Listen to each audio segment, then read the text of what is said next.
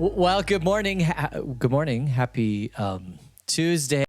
It's Tuesday, June 11th, 2024. Thank you so much for joining me. Let me just get rid of that. Um, we do it to ourselves. We really do it to ourselves. When I was a kid, the most excitement we had was going outside and playing games out in the street with all the neighborhood kids. That's what we did.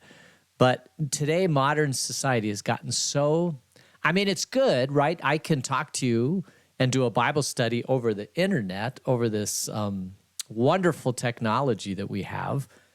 And that is a good thing, but it comes with a price. And the price is that we are connected to everything all the time.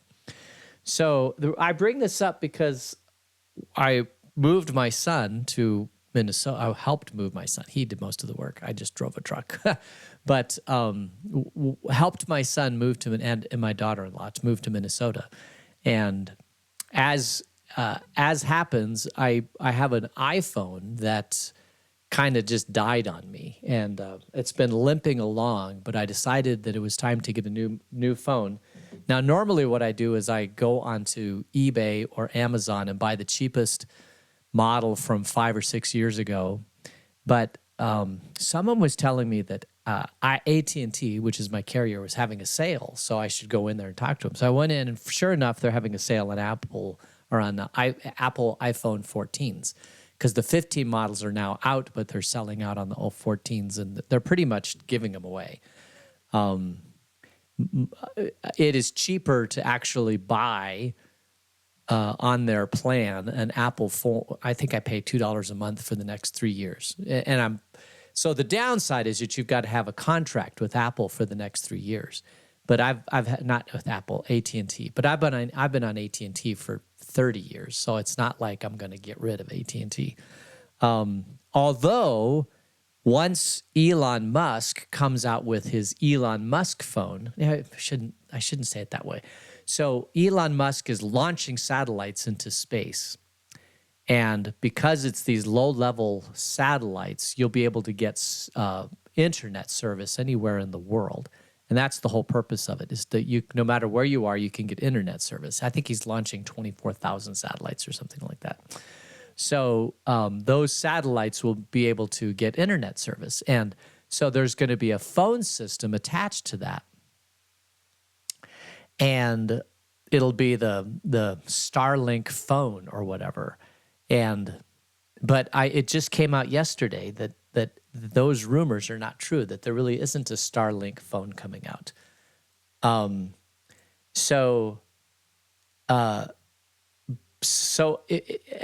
been waiting for this ever since I heard about it 10 years ago.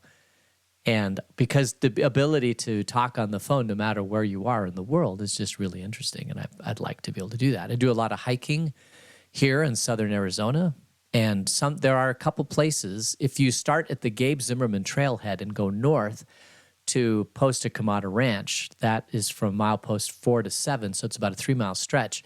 There's a good chunk of that where there's absolutely no cell phone service. And if I got bit by a snake, or if I fell and hurt my head, you can get a pager that you can send a quick text message to somebody and they can come rescue you. This is, in the olden days, it's just like, I'll take my chances. And if I don't show up in a day, maybe my wife will say, I wonder where David is. Let's go see if we can find him. But, this way you could send a message, hey, I need help, and then you could get somebody to come rescue you. Anyway, so, technology, it comes with its pluses and its minuses. The pluses is that there's a lot more security. Most of us would never think about leaving home without some sort of cell phone, so that if we got stuck, we could call somebody. On the flip side, it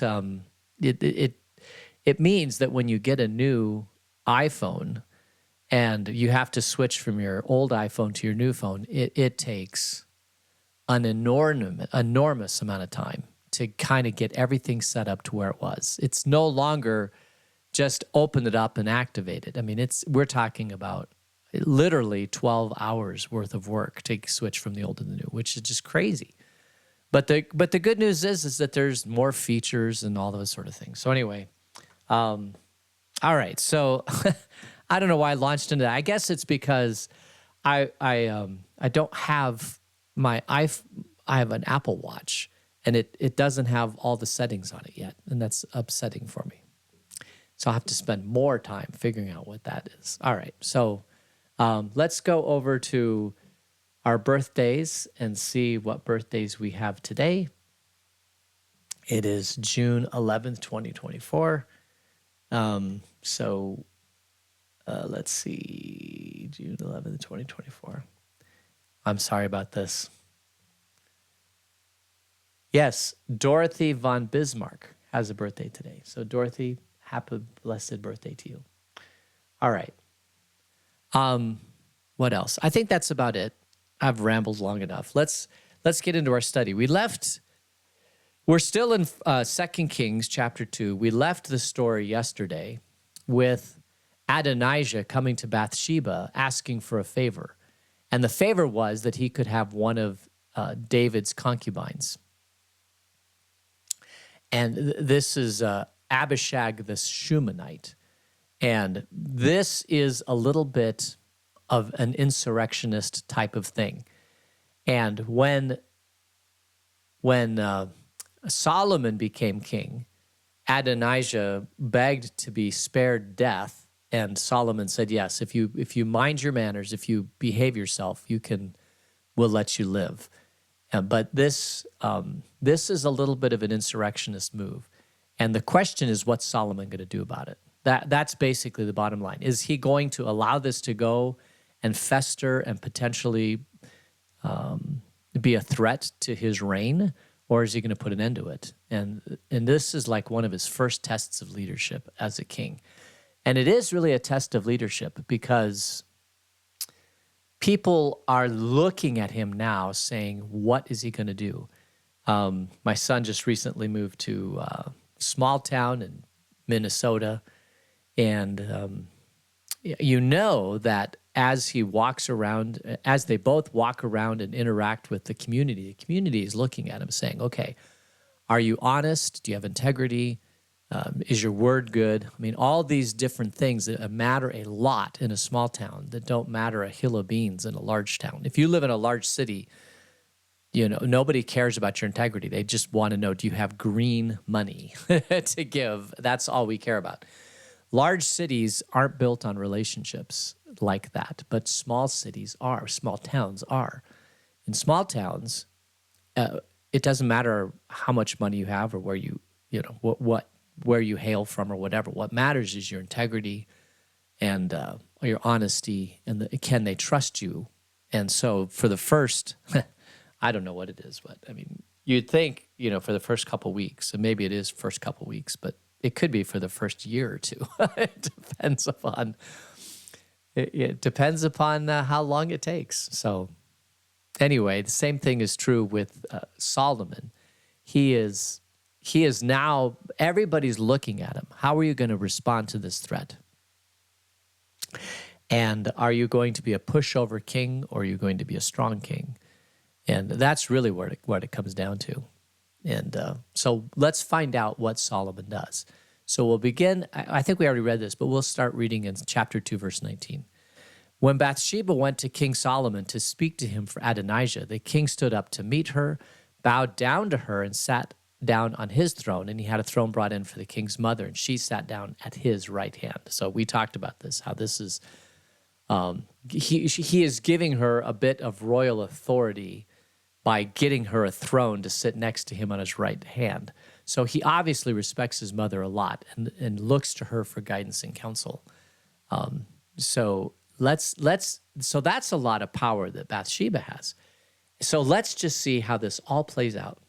Verse 20, I have one small request to make of you, she said. Do not refuse me. Now, that's interesting because that is the exact same language that Adonijah used for Bathsheba. I have a small request, don't refuse me. She didn't really, at this point, she is not giving him anything. She's not saying, listen, I've got this request from Adonijah, and I think you should probably not do this. Or I think you've got this request from Adonijah, and I think you should do this.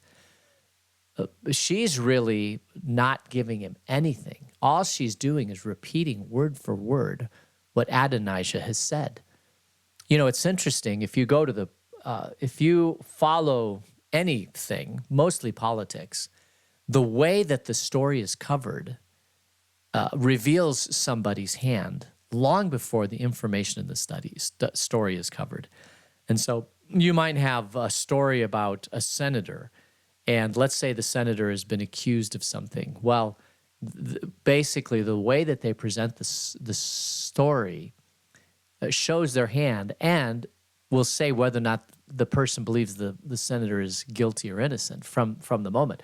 The accused senator who's been accused of all these things, or the unproven accusations, from this low-life person. I mean, just the way that you frame the story will give people a predisposed analysis of the story before even the story gets started.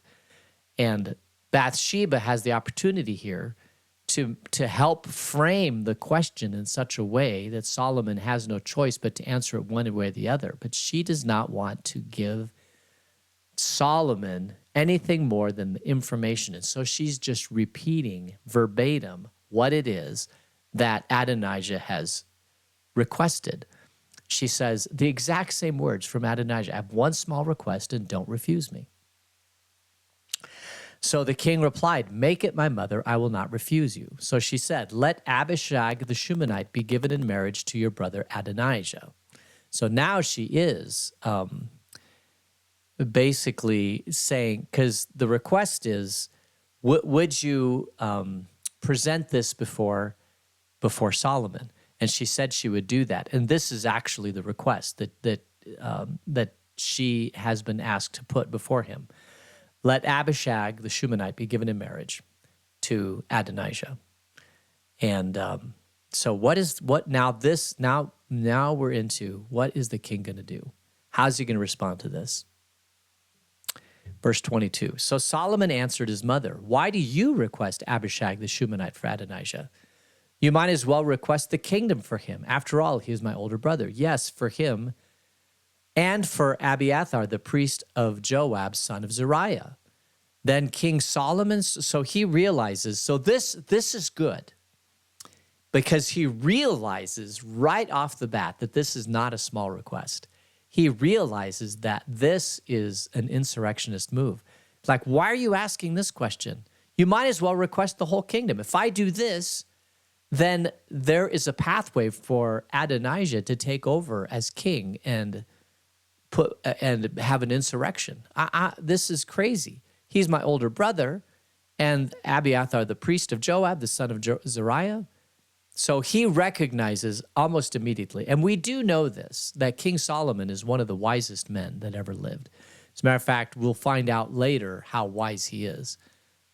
And this is just a preview of the fact that Solomon's wise. He immediately sees the danger in this. And so now what's he going to do, though? Is he going to request? Is he going to follow the request? Is he going to put him in prison? Is he going to kill him? Let's find out. Then King Solomon swore by the Lord, may God deal with me, be it ever so severely, if Adonijah does not pay with his life for this request. There you go. He's made his answer. He swears before God. Now, he doesn't say when and how and all those sort of things, but he makes a vow before God. Swore by the Lord, that Adonijah will pay for this, that he will not see the kingship. Because he's made this request, Adonijah is now toast. And I don't mean our chicken that's named Toast.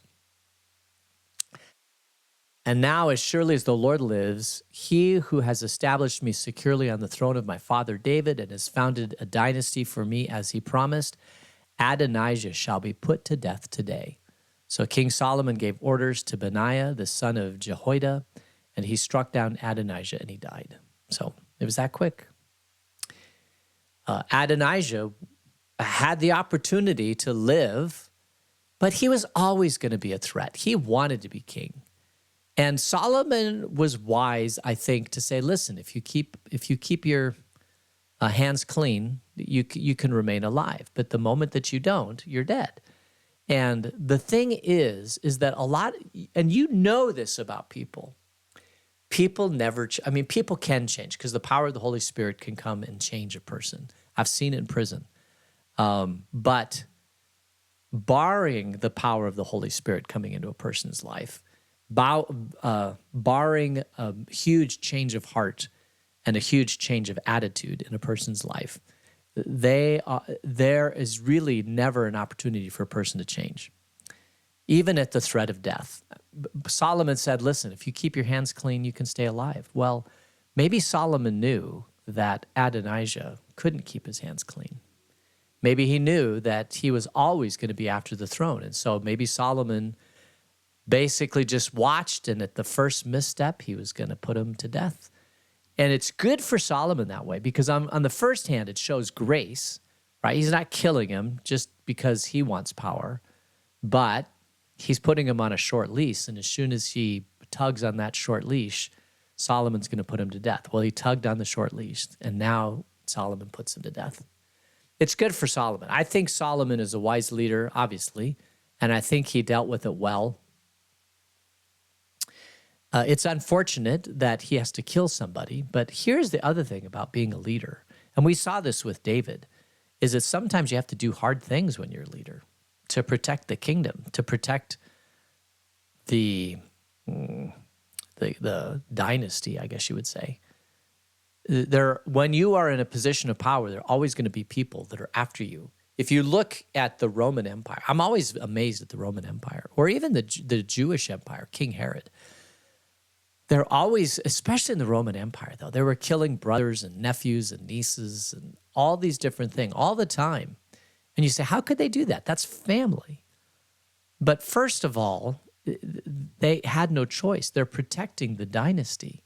You can't have internal conflict within the family about who is in charge. There can only be one person in charge. And if there's a threat to that, you have to neutralize that threat. That's part of remaining in power. What's interesting about the United States is that we have limited government. And what we mean by one of the things we mean by limited government is you can only stay in power for a short amount of time.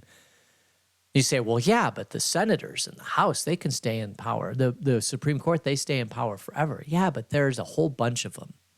And they kind of neutralize each other out. So nobody has one absolute. The only person that has more power than any of the rest of them is the one president of the United States. And he gets term limited out.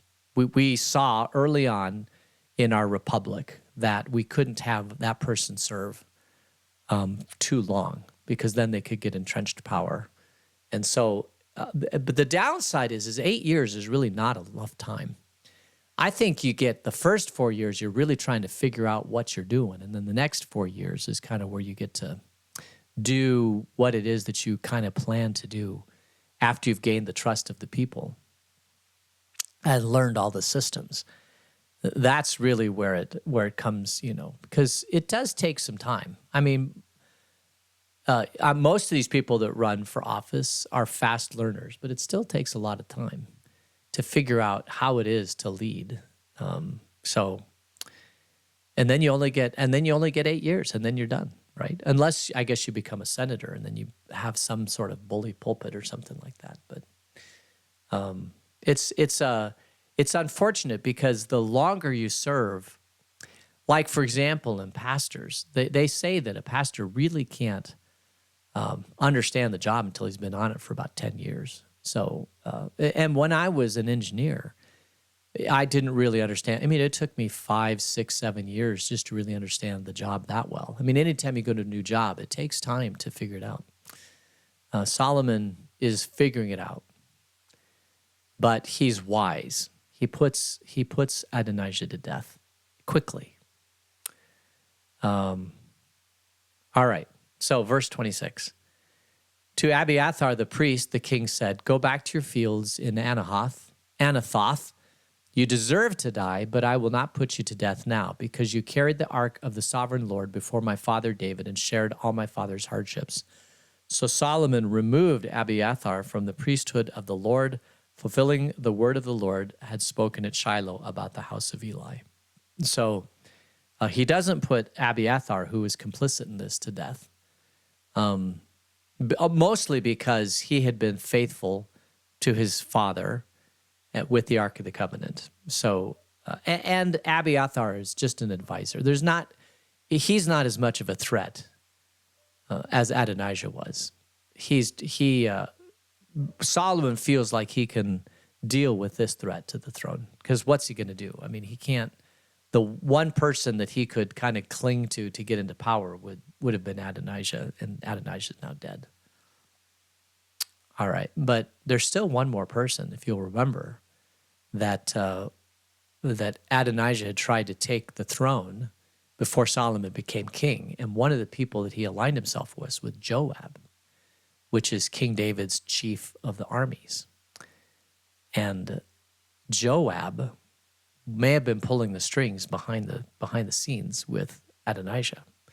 Solomon knows this, so what's he going to do? 28, when the news reached Joab, who had conspired with Adonijah, though not with Absalom, he fled to the tent of the Lord and took hold of the horns of the altar. King Solomon was told that Joab had fled to the tent of the Lord and was beside the altar. Then Solomon ordered Benaiah, the son of Jehoiada, go strike him down. So Benaiah entered the tent of the Lord and said to Joab, the king says, come out. But he answered, no, I will die here. Benaiah reported to the king, this is how Joab answered me. So just a little bit, the horns of the altar, the Ark of the Covenant, or the altar, had not the Ark of the Covenant, but the altar that was in the tent of meeting, had a horn at each corner. And if you could get into the tent of meeting, and you could get into where this altar was and grab a hold of one of the horns, that was a safe spot. It's like tag, you say, okay, this is home base, is this tree. If you're touching this tree, you can't be touched out. And the same thing is true with the altar. If the horns of the altar if you're touching it, supposedly it's supposed to be a safe spot.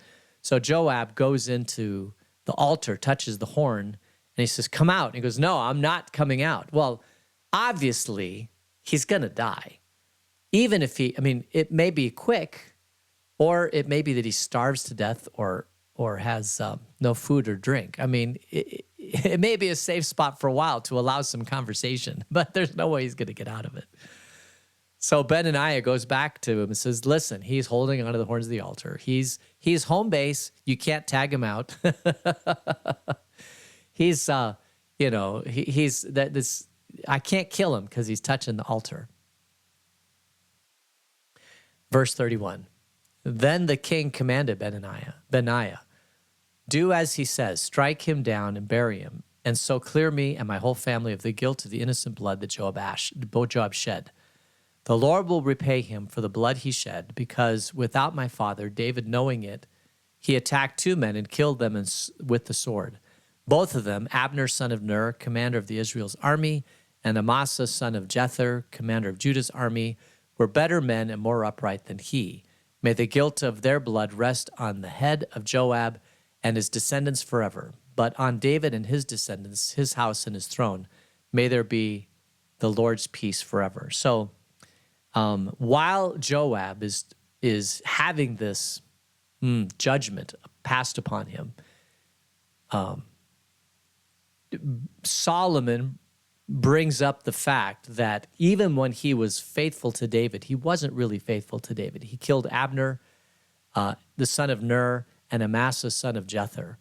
Both of them, David had told, if you remember this, David told Joab, do not kill Abner, and yet he did it anyway, because Joab felt he knew better than David. And he may have saved the kingdom, but he went against David, and that in and of itself is worthy of death. And so if he didn't have anything in his past that he could be worthy of death, this negotiation could go on for a long time. But Solomon says, listen, I'm pointing out things to you. He doesn't deserve to live. He didn't deserve to live back when he was serving my father. he certainly doesn't deserve to live now. So it's so basically, I am the judge and the jury, and I have found him guilty, and you should find him guilty too. And so, verse 34, so Benaiah, son of Jehoiada, went up and struck down Joab and killed him, and he was buried at his home out in the country. The king put Benaiah, son of Jehoiada, over the army in Joab's position and replaced Abiathar with Zadok, the priest. So there you go. No more threats to the throne. Did Solomon act well? And I think the answer is yes. He neutralized a threat. He also showed his strength. He also showed that he's serious. Sometimes you have to set an example. We see this on politics all the time. Sometimes a new DA, and the first thing they do is they show their strength and they show that they're serious about crime. And this puts the fear of God in a lot of criminals. I mean, you go to some places and it's like, yeah, that DA's crazy. He'll, the slightest infraction, he'll throw you into prison. Well, maybe it was just the first time, and he gets this aura around him, this reverence around him that you don't mess with this DA. Go to a different county, go to a different state. And there are times when you have to set an example, and especially when you're first ruling. I think this was the first test for Solomon, and I think he tested well. I think he did the right thing on both cases. I think he put Abiathar, he put the two to death, and Adonijah and Joab. He neutralized all those threats, and he didn't kill the priest, which was good. All right, so I think we'll end it there because we're out of time. Let's quickly close in prayer. Dear God, thanks for this day. Thank you for this example of leadership from Solomon. Help us to be strong when it's necessary. In Jesus' name, amen.